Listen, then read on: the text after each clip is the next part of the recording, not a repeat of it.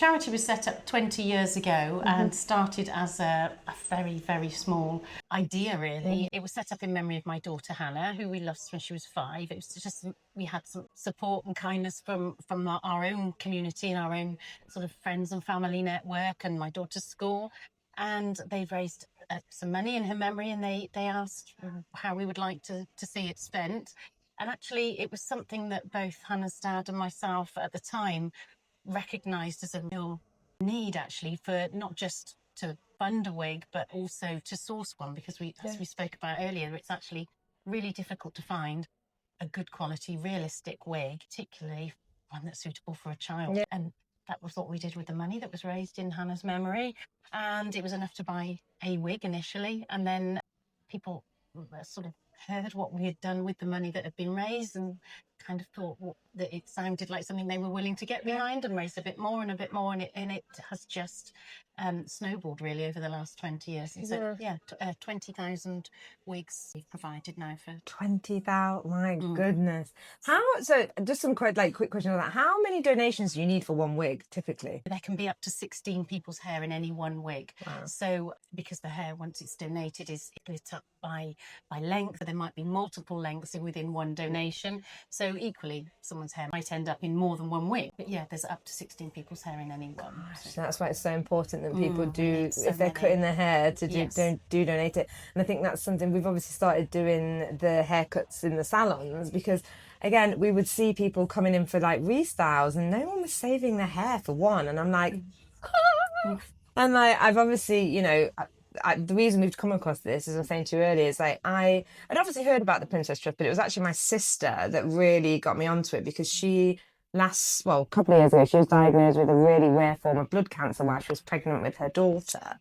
And then she had to have a bone marrow transplant, which meant she knew she was having it, but part of that is, you know, a really intense round of chemo, so she was going to lose her hair. And my sister had always been about her hair. It was like, it was down here, it was thick, it was amazing, and it was a big thing for her to cut her hair. And so she wanted to do something special with it, and obviously something relevant for what she was going to go through. And so she wanted to donate it. So we did that, obviously. But another part of it, which is, again, really important that I think we talk about, is that she actually raised money to donate the hair as well. Oh, well, that's incredible that your sister, while she's, you know, we do hear stories like this, people who are going through such a, you know, difficult, impossible time themselves, to think that they're actually wanting to do something to help others is absolutely incredible. And so I thank you for that.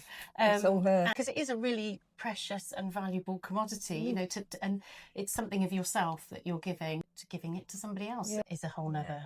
I will say what was really nice is after she'd cut it and she had this bob, she was so confident, she loved it, and it was like a really nice part of the journey for her, because it was, while it was sad losing it, she found this whole nother confidence with having that shorter hair, even though she only enjoyed it for a while.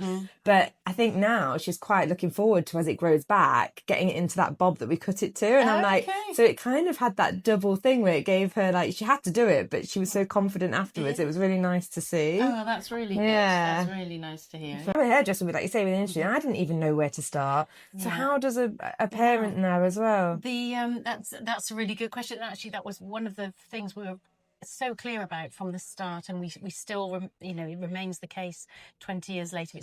We make it as straightforward and simple as possible to request a wig. We work with all of the treatment centres across the UK and Ireland who provide treatment for childhood and young people's cancers.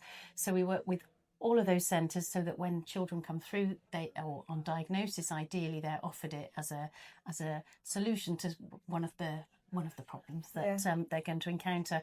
And often it's the first question that young people will ask. Because I think, you know, you described about your sister. It affects.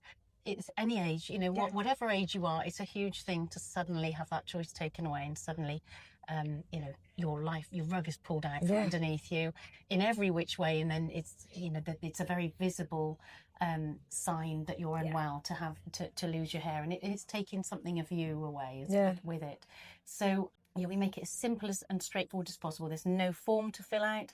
There's no application. There's no question over whether or not they'll be accepted. Yeah. It's a given. It's offered as a service and as an entitlement for anybody with hair loss up to the age of 24. So we try and make it really straightforward and take that pressure off them a little bit more as well. That's it. And we use a network of wig fitters as well. We work with over 120 wig fitters who are geographically spread so that nobody has to travel any long distance to get the wig fitted. We can arrange hospital visits, home visits. They can go to a salon and have a salon experience if they prefer. We do everything we can to take as many obstacles out of the way as we can. So that was a kind of an important foundation of what the charity is built on. Gosh, it's amazing that in 20 years that's what you managed to do, all of that, like to set up such a huge network of things. That's, I mean, it's grown gradually. Everybody we've met along the way has been so incredibly supportive, and we couldn't have done it without that support, whether of the fundraisers, the wig fitters, aside. The hair industry has been enormously helpful for us because they are ambassadors all over, widespread ambassadors who are talking about the charity, who are aware of us, people cutting hair as you have been, to send us the hair which gives us the raw material to make these wigs. So it's been such an effort that has only been possible because of the support that we've been surrounded with throughout the journey. I mean, it's so, for me, I'm so inspired that what you obviously went through with your daughter, and building this is like sort of an amazing honour in a way. It's actually incredible. It has turned into an unexpectedly wonderful legacy to Hannah, but it was never an intention. I think saw an opportunity with some money that had been given to us to do something good with, and we recognised a need. And it was something that people seemed to be willing to get behind and support. And we at the very start of the journey, we said, well, as long as people are willing to support and there's a need for the service, we'll simply facilitate. And that's all we've done, but it's just grown. I'm doing it now on quite some scale. And helping 20,000 people. Right? Yeah, and it's we had received around, it was 2,200 wig requests just last year alone. So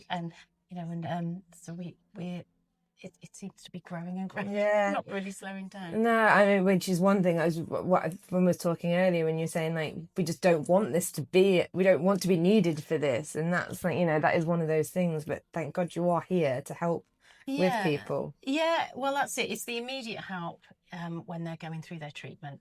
It's just being there to help with just one element of it, one of the challenges that they're faced with. But and then we talked a little bit about the second kind of function of the charity. So in 2016 we were in a position, we were able to do something in addition to just provide the wigs, and we knew we were able to provide wigs to anybody who needed one, and we could do something else. So it seemed to make complete sense at that point to start funding research into kinder and more effective treatments for all childhood cancers, and again, that's something which has really grown, and we're currently one of the most significant charity funders of childhood cancer research in the UK. So it's this whole, we can only do it because of support like this. So and that is that, as I say, we have people being flying the flag for the charity, and we don't have paid fundraisers, so because we're fortunate, we don't need to, because we have a community of people who do that for us, just by raising awareness and supporting the charity in ways just like you do. Amazing. And I suppose anybody that's wanting to get involved and help, like salon owners or people wanting to donate, they only have to go to the website and like